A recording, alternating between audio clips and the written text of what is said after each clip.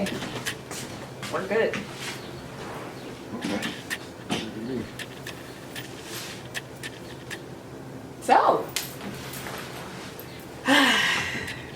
what brings us here today? Don't get nervous. I'm You might need to take a shot. You might need to take a shot. You know what? You're nervous. How you know I'm nervous? It's all over you. I am a little nervous. You're right. Okay. This gonna go to billions of people, so you gotta get loose. Welcome to the Phierce truth behind entrepreneurship, where we talk about what it really takes to keep it real and to build something real. Today, I have someone who's mastered conversations into income. So we're going to hear for a treat. When I told y'all I was bringing the fire, I bought the fire. So here's the heat. Literally. But they call me Iceman, though. Why they call you Iceman? Because I freeze everything. Well, I'll say this. The season I just went through was a very, very cold one. I had to learn how to operate in the cold. I mean, like sleeping outside in the cold. I mean, like sleeping in my car in the cold. Shit. Being stuck in the snow, walking overnight in the cold. That's why I'm calling myself Iceman this season, because I survived the cold to be able to heat the summer up. It was Good Friday this Friday that just passed. Right. And then Easter was Sunday. Although Easter was last Sunday, Easter was really this Sunday. Good Friday. I actually was crucified last Sunday. Then I actually was too. Then I rose on the third day. Then Good Friday came. So now. No, literally the same exact thing happened to me. I believe you. No, I'm dead serious. If I really sit here and tell you exactly T for T what happened, you're gonna be like, I believe you though. At this point and what's going on, and it's like y'all got to keep up, because this is some like really whimsical activity going on in here. Mm-hmm. It's magic now. It's like way past the point of like us just talking in the camera. This is a very different energy, and I hope y'all pick up on it, understand how divine nature really works, and understand that all of you have that within you too. So, but yeah, like I was saying, yeah. So, and it's so funny because like even this year, I have 2 birthdays. It's 3 Fridays the 13th. Like it's just so many things that are showing us what we're really capable of. I'll be telling y'all that. You get what I'm saying? It's like it's a rule book. Who told you only had one birthday? And I'm gonna give you a quick story on how I got the second birthday. So I'm having my birthday party at the art museum this year. Really cool, really my vibe. It's gonna be amazing. I mean, outside of that, I hope I'm getting an invite. Oh, yeah, absolutely. Oh, all right. Who you know for birthday parties at the art museum? It's like not exactly. That's why I'm like, thing, right? Invite me. So I had to go down and meet with the people from the art museum, the curators, and give my deposit and all that stuff. And so when I left, I was going to my mom's house. So I get to my mom's house, and I'm like, Mom, we partying this year. Mom, 80, 79. I said, we partying this year. We going to the art museum. And the first thing she said out her mouth was, when's your birthday? May 3rd? My birthday is November the 7th from Scorpio. You see the 7? I'm a 7. It's just what I am. But she said May 3rd, and it hit me like, damn, where did this come from? Yeah. May 3rd is, in numerology, 5 and 3 is 8, right? So she asking me, when's my birthday? May 3rd.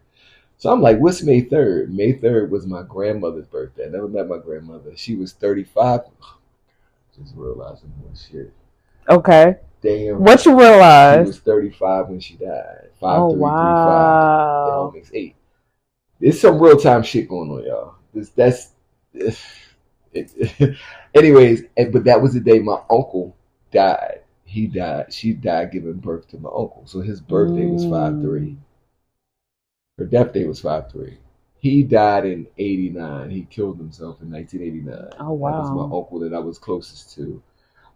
And I go visit him all the time. He's married. He's buried in what is it? Drexel, Collindale. Okay. Collindale. I forget the name of the cemetery, but he's buried there. So I always go visit him. So it's like, I'm familiar with it. These last 6 years have been so crazy.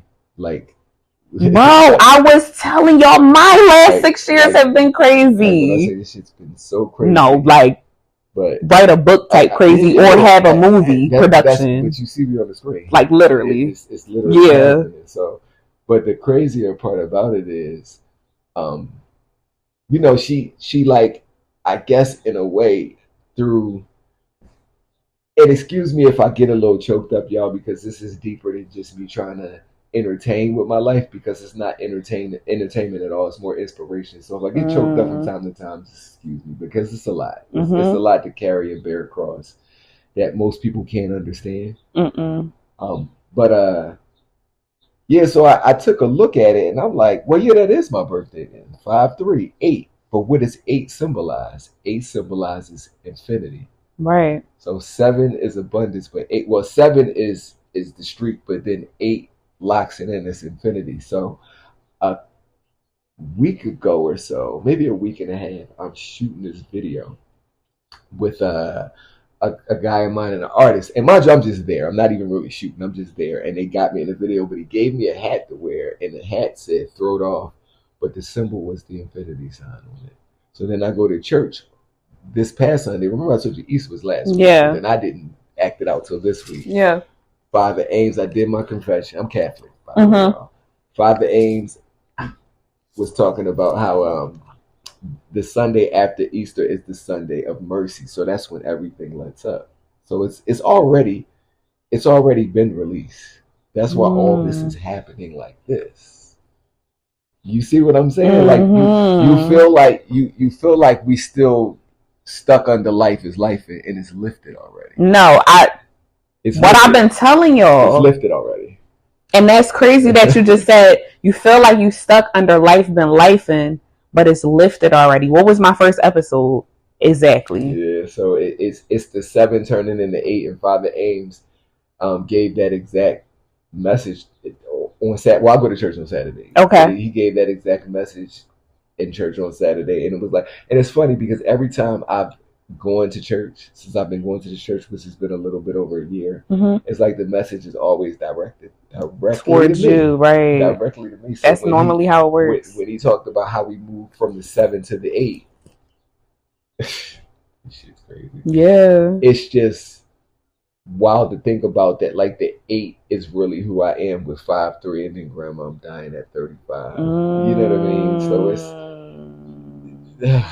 sorry, y'all, I'm getting a little choked up, but I'm just trying to get y'all, and not to stray too far off of my original point, is life is really what you make it. You manifest every single step of it, but that's fact. There's a knowing there that you have to be able to quiet the noise and find, because it's hard as shit. Yeah, life is hard. It's easy to be who you are, you know, what the world tells you are, but then when you have to be tasked with figuring out who you are for yourself, that's going to be the most like insane journey that you it's a crazy, and it's crazy not, journey. But you notice, here we go, like we had our interactions through the years and seeing each other, and just out of nowhere you just call.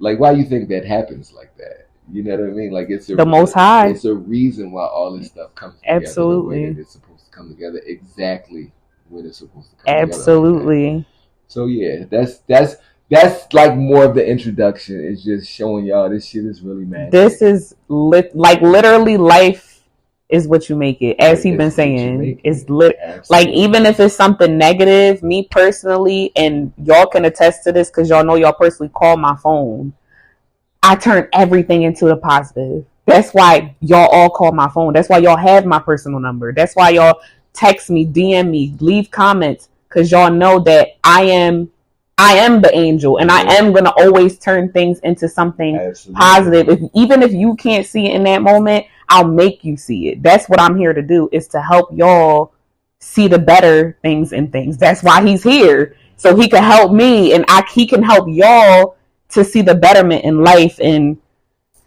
let's and the crazy part about it is, some of you out there, I know all of you will feel me, but some of you out there will understand that this is all just a collective at the end of the day. I am you, you are me. Exactly. Y'all the same. We all a collective at the end. Literally. Literally. So ask me a question. Yeah, let's get into some things, because as you can see, my man's correct. All right, but y'all know I correct too. So we about to rap. So what made you start podcasting in the first place? Get in the yang. Tell you a cool story about that later. what made me start? You know what's interesting about me and podcasting is, and I've told the story before, but I don't tell it a whole lot. So I might have been who invented podcasting. So podcasting became a thing, I want to say like 2017, 18. And then it really became a thing when the pandemic came. Exactly. Right? But in 2012, I used to have a show. It was called On the Cornerstone. That's my logo for it right there. Okay. In the parentheses. I used to be on this station called UE Radio Live, and from that I did the Hoodie March, where I had 15,000 people walking from Love Park, from 30th Street Station to Love Park, and that's how my name got in the ring in the city as far as politics and things like that go. That's a whole other story for a whole other day. Mr. Philadelphia, y'all, that's me. But with that being said, I was doing a radio show every Wednesday, and that's how all that stuff came together. But what would happen on Wednesdays? This is when Twitter was popping. And everybody would be on Twitter watching T-Cat at the time. That was To Catch a Predator. I don't even know. So Twitter back in the day, everybody would be on Twitter at the same time watching TV shows. It's like a whole party on Twitter back in like the late 2000s to the early 2010s. Twitter was the place to be. If you know, you know. But so everybody's watching T-Cat while I'm doing my live show. When I was doing my live show back then, I would live stream it, and then you could hear it on the website, and then a certain station on the radio would play it. So it was cool, but then there was so many people that would be doing so many other things that I had this idea. At the time, we didn't have Apple Music. We had iTunes. So all the music that you had on iTunes, you had to buy, or you either had it that you already uploaded it to your CD. But then they had like this thing where you could post things for free. So I had the idea. I say, well, won't we post the radio show the day after, so people that didn't get to hear it the day before can hear it the day after? And that's where the On the Cornerstone podcast was born. Oh, snap. In 2012, y'all. 2012. That's the future. I'm like always 10 steps ahead of everything. Oh, snap. And really, it started because I just wanted to have fun. I'm like a guy that loves to have fun, loves to party, all that cool shit. So it literally was me, my cousin, one of his boys. One of my boys was DJing. A couple young ladies that I knew from the city, they were the interns. And a homegirl of mine, she was kind of like the manager of everything. And literally, I would just buy liquor. We would come in there and talk shit. Every single That sounds like a vibe to me. Y'all know I love to have a good time. So much fun. And so it was like a party on the radio. Right. But that's where I started podcasting. I came back to podcasting in 2020. So the podcast that Rise Out All Day, the podcast that I was on. Okay. Funny enough, the guy that I was doing the podcast with, he used to do my sports report on my podcast back in the day. So then he started Riding Out All Day. And I started out with him, but I was still in the music industry. I was still moving around to different artists and things like that in the city. So once 2020 hit and music kind of died out and everybody was in the house, me and him had a conversation. And we had a conversation kind of prior to 2020, right? Because the pandemic wasn't what put me back, because I was there before, but then the pandemic happened and then we leaned all the way in. But when I came back to it, it was kind of like no organization with the podcast. They were kind of all over the place. So I feel like it was my mission to come back to be able to sharpen my skills by sharpening up this podcast. And when we did Riding Out All Day, or when I came back to Riding Out All Day, it became what my, in a sense, show is. And what we talked about last night about the baseline, how the baseline is that them teenage years, them high school years. And so he was dropping gems, y'all. Yeah. Gems. Absolutely. But it was really because it was 4 guys in the beginning. And we would do everything through our group text. So I had this idea that the show's mantra would be, for the ladies, if you ever would wonder which dude and his boys be talking about in their group text, listen to us. It's the perfect insight. You know what's funny? When we be in the shop and I talk to y'all like my boys and y'all hear me speak, y'all be like, dang, why don't they listen to you? I be like, bro, these women is hard-headed. No shade. I'm a woman too. But I'm being honest. We be hard-headed. Absolutely. So like, something I know for sure. Exactly. But I be knowing because I hang around so many guys. Yeah. And I've been hanging around guys since I was a young boy, like to the point where my mom thought I was going to be on the other side. I'm not. Like she really thought, like, at first her idea was, oh, what you doing with them boy? And then she stopped back and looked like, oh, she's just playing basketball. The only difference between right, I mean, I can hold my own a little bit, but no, nah. But I'm just saying that's funny that you say that though. But go ahead. But yeah, so that was really, if I had to give a reason as to why I came back to podcast or why I started a podcast in the first place, it's because I just wanted to express myself. I wanted to have fun. I wanted to do what I wanted to do. So there's always those things that you do within, I guess they call it spare time. I always made it me time, my time. Like whatever I'm doing is going to be on my time, my dime. However, we're going to remix it, but it's going to be because I want to do it. You know what I mean? So that was why I wanted to do a podcast. And plus I always knew from an early age that it was something I was supposed to do that was like really major. And I was going to have to be able to project my voice to a lot of people. I.e. the Hoodie March was the first example of that in 2012. I had never done anything like that.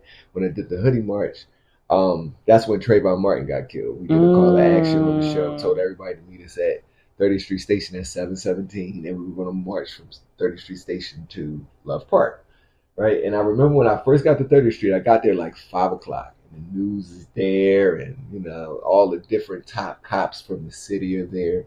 So when I get there, it was like a corporal. I never forget this guy. I don't remember his name. It was a white guy, but he had on a regular suit, but he had like the sleeve patch on his suit, right? I remember this about him. And I remember him asking me, how many people do you think are going to show up, right? And in my head, I'm like, man, I'm lucky if 30 people show up. Yeah. This, right? But I told him, I'm like 500 maybe, I'm guessing. He's like, okay, that's a good number. Y'all, 15,000 people was out there. You never know how powerful you really are. Never. 15,000, not 1,000. That's crazy. Not 5,000.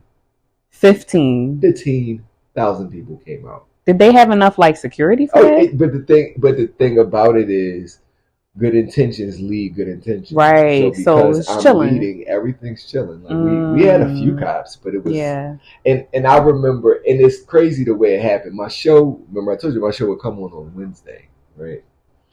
So Wednesday night from 8 to 10. So I'm mentioning this and the crazy part is I was actually not on the show that night that I did it, right?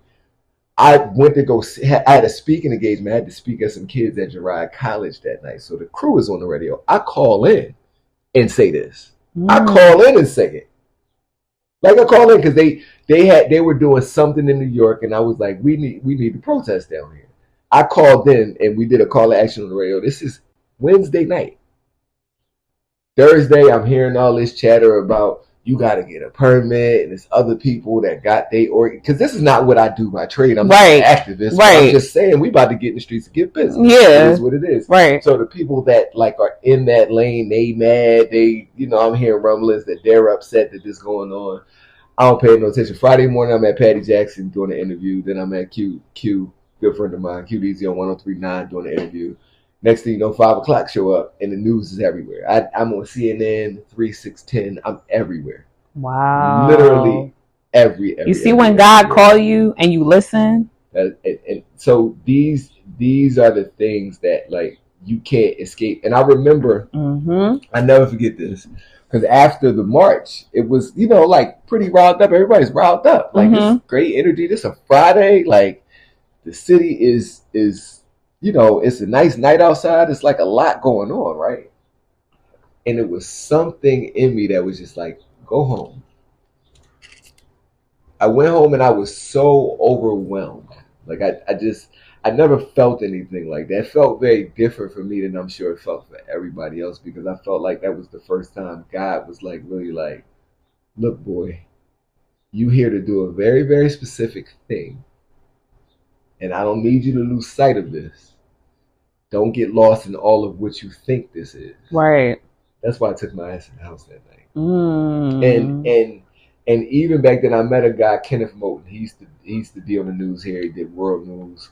Cool dude, living down in D.C. now. Good friend of mine. I remember one time I was talking to him, and he was asking me what do you make of all of this? And I said, I don't know, but it's something that's like way bigger than me and it's scary. I'm 32 years old at this time. That's my age, y'all. I'm 30. I was right. 30 March. Wow. 32 years old. So it was the scariest thing knowing that I had that much power and control. Power, yeah. Power, it was the first time I saw like really what my power was.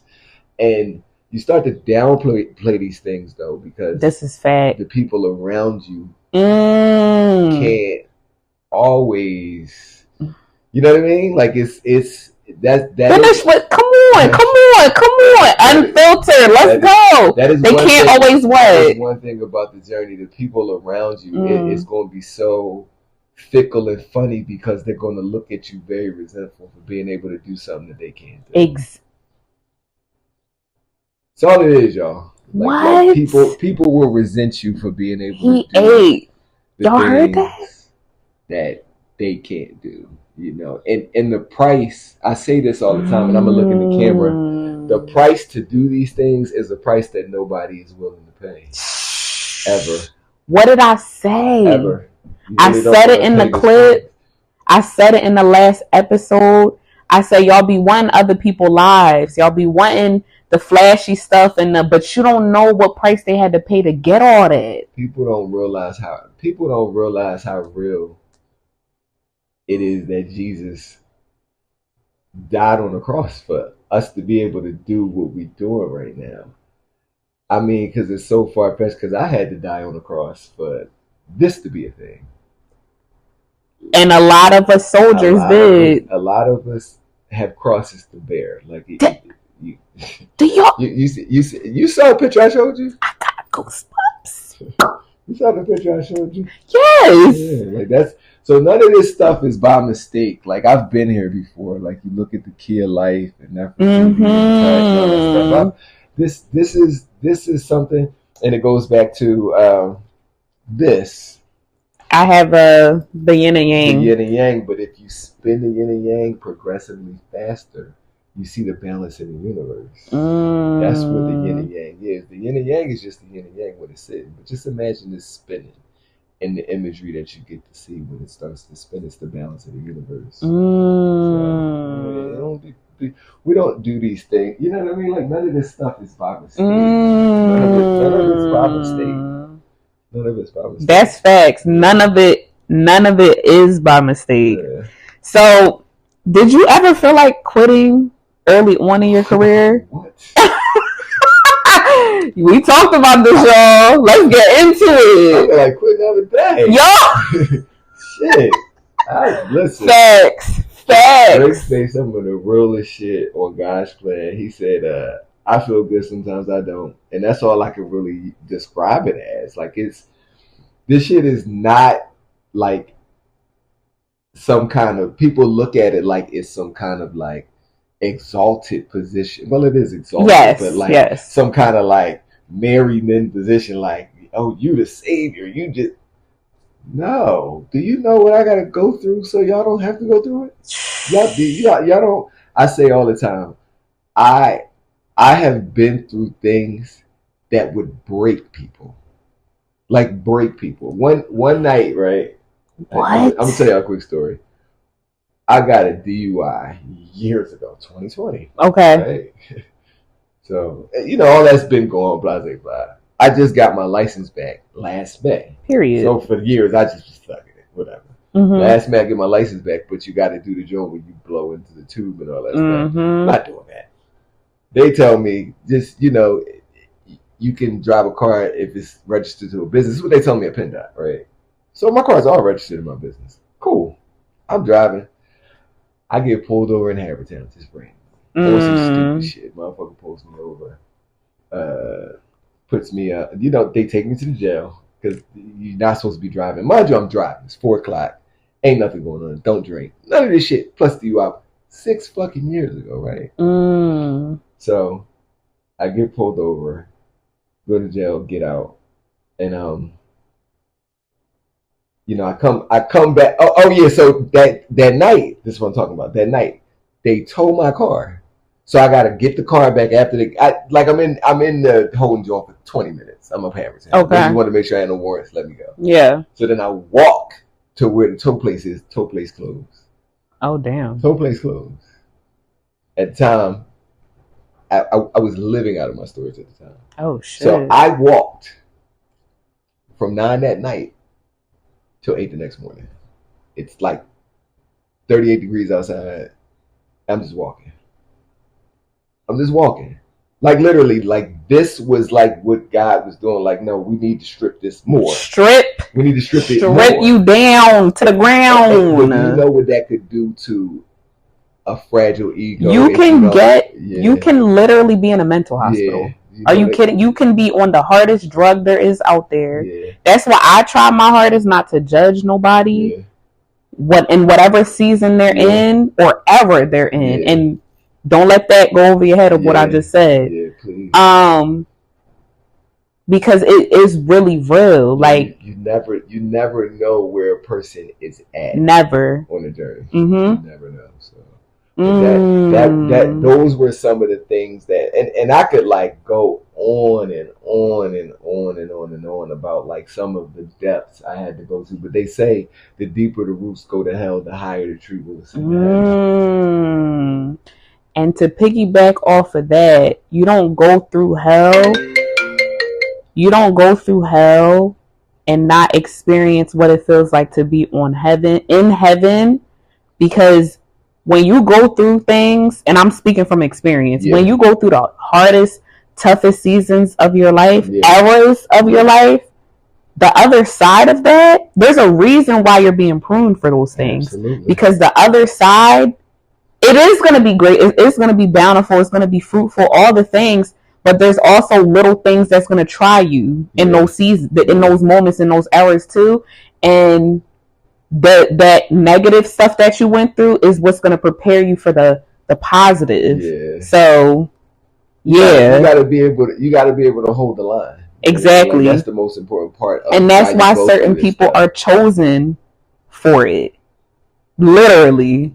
That's why not everybody, like I know y'all see, like I say, people on Instagram and dang, why couldn't it be me? What she got, what I don't got? Especially when it comes to like man and woman and picking and who you decide to be in a relationship with and things like that. They'll be like, well, what she got that I was better than her and you, or I'm a better bitch than she was. Like all of that is cute and it sound good, but you really just never know. Yeah. Like really, unless you can walk a mile in my shoes, shit, fuck a mile. If you can walk 10 steps in my shoes, then we can talk. Outside of that, it is what it is. And I'm not saying it from a perspective of like I'm better than anybody, because I'm just a regular dude like everybody else. But like, I know I've been through, because there's different levels. People go through things. Everybody goes through things. But there are people who play a safe game. Like I understood at a young age, I wasn't here to play a safe game.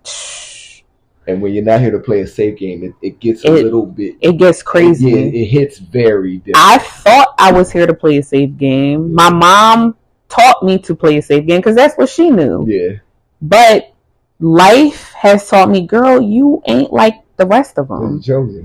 Yeah, like you're not like I literally had to be shaken up from certain situations or parts of my life that it's like, all right, God, I heard you. And it's like, dang, what you frustrated? Yeah. Like we get frustrated with God. Absolutely. Because sometimes we can't hear. Sometimes we're not listening. And sometimes God literally gotta beat you to the ground so you could I'm talking because that's how I am sometimes.